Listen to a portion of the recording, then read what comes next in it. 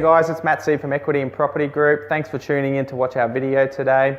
What we're here to talk about today is a question that we get quite commonly asked by our clients, and that is what strategies that we follow, or what methods or what rules or what guidelines that we've followed to build our portfolio.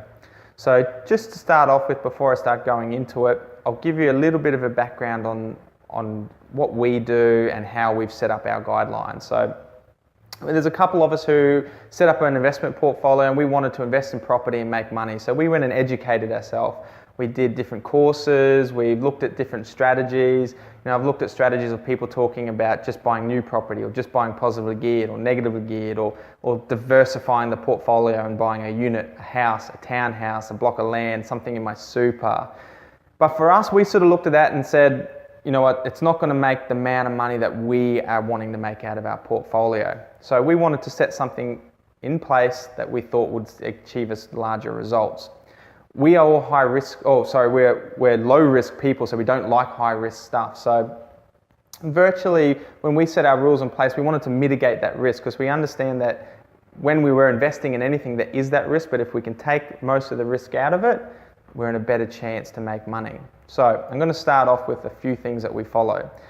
Number one is that we do not buy studio apartments. If you're asking why, it's simply because with banks don't like lending on properties that are under a certain square meterage. So it means that if I do buy these properties and then I want to resell them and make some money out of them, the market that I can actually sell to is a lot lower because whoever those buyers are, they need to have a lot of cash because the banks aren't really going to lend too much money on them.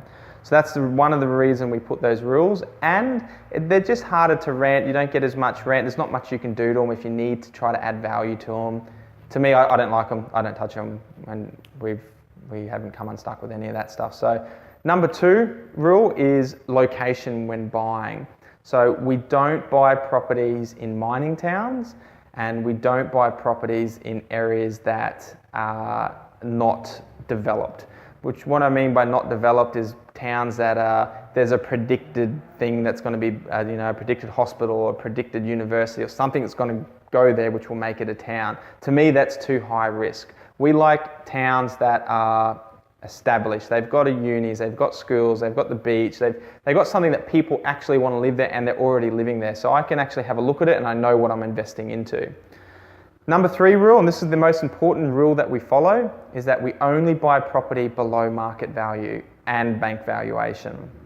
The reason we do this is simply because we know that if we're buying cheap from the start, if the market is to go down, we've got that buffer in place. Obviously, we're hoping it's going to go up and we're going to make more money, but that's how we see we're making serious money. If we're overpaying from the start or we're paying market value, we're just doing the same as what everyone else is doing, which means we're only going to achieve what everyone else is achieving. And we're not in this game to do that. We want to make good money out of what we do.